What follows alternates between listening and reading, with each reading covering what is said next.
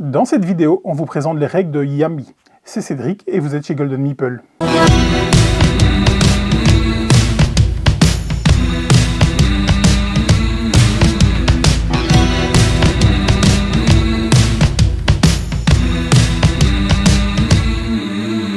Yummy est un jeu de plis et de passement de tuiles pour 2 à 4 joueurs pour des parties de 15 à 30 minutes à partir de 10 ans. Il a été créé par Hiroki Oba, Anthony Perron, Ryoji Suzuki et Hiraku Tezuka. Il a été illustré par Makoto Takami. Il est édité chez Musoka Studio. C'est Thomas qui vous explique les règles. Yummy est un jeu de plis coopératif à communication limitée, qui combine à la fois la mécanique du jeu de plis et de la pose de polyomino, le tout dans un monde ouvert. Dans Yummy, votre but sera de réussir différentes missions jusqu'à atteindre la mission finale. Dans chaque mission, vous allez jouer des plis afin de poser des polyomino sur le plateau tout en respectant certaines conditions de pose. Vous allez incarner des aventuriers qui allaient tenter de combattre le lichen et ses lianes. Le lichen et les lianes sont en train de se répandre à travers tout le royaume et votre but va être de les arrêter avant qu'il soit trop tard. Pour le matériel, Yummy vient avec un plateau central recto-verso, un plateau spécial pour 2 joueurs, 35 cartes esprit dans 5 couleurs, les valeurs allant de 1 à 7, 35 tuiles esprit, où chaque tuile match avec une carte esprit, une carte atout, des cartes d'aide de jeu, 29 tuiles mission, 8 meeples aventuriers et 1 meeple kakapo, différents jetons qui seront utiles lors de vos missions, et 10 enveloppes de 3 couleurs différentes, des blanches, noires et rouges. Le jeu vient également avec une règle de jeu, un carnet de voyage où sont expliquées les différentes missions, ainsi qu'un bloc de scoring. Pour la mise en place, Yummy étant un monde ouvert, vous avez la possibilité de choisir de faire n'importe quelle mission dans n'importe quel ordre. Il vous sera bien sûr impossible de gagner la mission 22 sans faire d'autres missions au préalable. Les différentes autres missions vont vous permettre d'améliorer votre troupe d'aventuriers afin d'être prêt pour réussir la mission 22. Ici, pour la vidéo, nous allons expliquer les règles sur base de la mission 1. À savoir que dans le carnet de voyage, la mission 1 et 2 sont considérées comme des missions d'entraînement. Chaque mise en place de mission est présentée dans le carnet de voyage avec les tuiles missions qui seront à utiliser et où les placer sur le plateau. Vous allez ensuite placer les différentes tuiles esprit sur les côtés du plateau, distribuer son jeu à chaque joueur. Donc, dans une partie à 3 joueurs, 9 cartes par joueur et 8 cartes seront écartées. Dans une partie à 4 joueurs, nous gardons l'entièreté des cartes et les 3 premiers joueurs en recevront 9, le dernier 8. Pour une partie à 2 joueurs, c'est un peu différent, nous jouons avec un automa, mais j'y reviendrai plus tard en fin de vidéo. Chaque joueur reçoit également ses cartes d'aide de jeu et ses meeples aventuriers qui le suivront pour toute la partie. On va également placer la carte atout, ici au niveau du niveau 1. On choisit un premier joueur au hasard et nous sommes prêts à démarrer. Chaque mission dans Yummy va se dérouler dans un maximum de 7 manches. Chaque manche est-elle composée de 4 phases. La première, la phase de pli. La deuxième, de la sélection de la tuile. La troisième, du placement de cette tuile. Et la quatrième, la vérification si oui ou non nous avons réussi la mission. Pour la première phase, le premier joueur va pouvoir jouer une carte de son choix. Quand il joue une couleur, les autres joueurs doivent suivre à cette couleur. Nous sommes dans un must follow, si ils le peuvent. Si tout le monde suit à la couleur, c'est la carte la plus haute dans cette couleur qui l'emporte. Si un joueur n'avait pas eu de mauve, il avait 2 possibilités. Il pouvait soit jouer une autre couleur, dans ce cas il perd le pli, ou jouer un atout.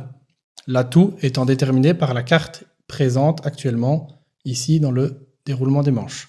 Pour ce premier tour, tout le monde a servi. Nous allons donc collecter l'ensemble des cartes et le placer ici, sur le numéro 1 pour le premier pli. Cette carte va donc maintenant déterminer l'atout pour le pli suivant. Donc c'était rouge pour le premier, maintenant ce sera mauve. Nous arrivons maintenant à la deuxième phase qui est la sélection de la tuile. Le joueur ayant remporté le pli va alors sélectionner la tuile correspondant à sa carte qui lui a permis de remporter le pli, ici le 5 mauve. Il va la prendre dans le paquet, c'est donc la fin de la phase 2. La phase 3, qui est la seule phase où les joueurs vont pouvoir communiquer entre eux, va être le placement de la tuile. Communiquer, mais attention, de manière limitée. Les joueurs ne peuvent pas commencer à donner leurs intentions ou à dire leur jeu. Ils peuvent juste discuter de où placer cette tuile. Ils vont pouvoir discuter de où la placer en sachant que les tuiles mission, pour réussir à la fin de la 7e manche, le but va être de entourer entièrement les tuiles mission présentes sur le plateau. Ici, il y en a 2. Il faudra donc recouvrir toutes les cases autour. Attention que les cases en diagonale ne sont pas considérées comme des cases entourant la tuile.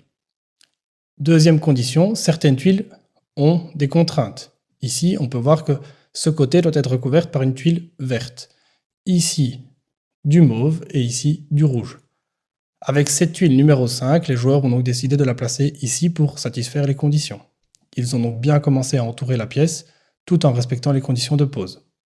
Attention qu'il y a certaines règles à respecter quand nous posons les tuiles. 2 tuiles ne peuvent jamais se chevaucher. Nous ne pouvons pas non plus chevaucher une tuile mission et nous ne pouvons pas aller en dehors du plateau. Donc ici, nous respectons bien toutes les règles et nous pouvons placer notre carte. Attention aussi qu'une tuile déjà placée ne peut pas être redéplacée plus tard. Donc une fois qu'elle est placée, c'est définitif.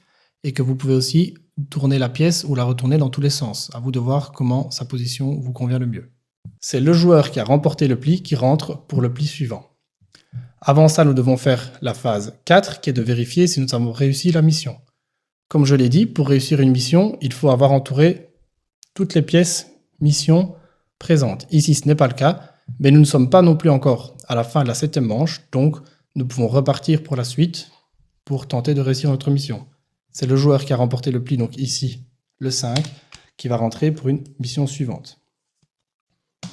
Il va jouer une carte et les autres joueurs vont devoir suivre à la couleur s'ils le peuvent, sachant que maintenant, mauve est à tout. Ici, le joueur ne sait pas suivre, c'est donc la carte de demandée bleue, la plus haute, le 5, qui va remporter le pli. On collecte le pli, on le place maintenant ici au niveau du numéro 2. Nous allons chercher la tuile correspondant, la 5. Les joueurs rentrent dans la 3e phase où ils vont pouvoir communiquer sur où placer la tuile. On pourrait la placer par exemple ici. 4e phase, on vérifie. Nous ne sommes pas encore à la phase 7, mais toute la mission n'est pas encore réussie.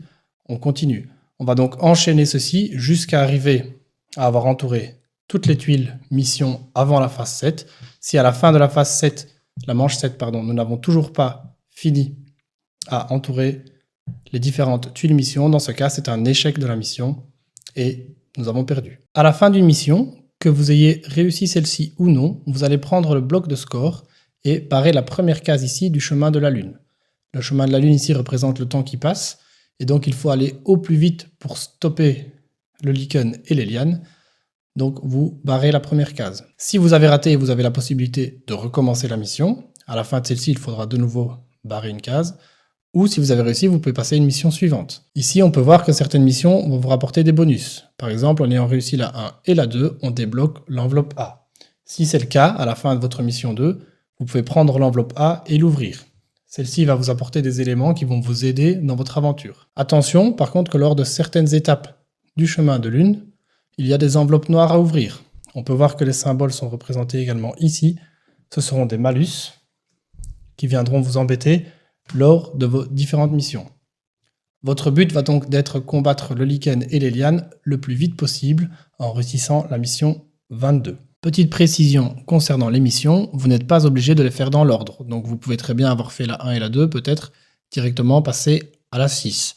C'est à vous de voir, mais sachez qu'il sera parfois plus difficile de réussir certaines missions sans en avoir réussi d'autres au préalable, afin d'avoir gagné en équipement ou autres bonus pour les missions. Il me reste à vous expliquer les petites spécificités pour 2 joueurs. Donc lorsque nous jouons à 2 joueurs, il y a le plateau 2 joueurs de l'automa qui vient se rajouter. Donc le joueur qui commence la mission, on prend le jeton Kakapo. Au moment de distribuer les cartes, on en distribue 10 par joueur, y compris à l'automa, où 6 vont être face cachée dans ce deck et les 4 premières révélées ici. Le premier joueur va alors jouer une carte, l'autre joueur aussi. Ensuite, c'est au tour de l'automa. L'automa va devoir, s'il le peut, suivre à la couleur. Ici, c'est demandé du vert, il va donc devoir fournir du vert.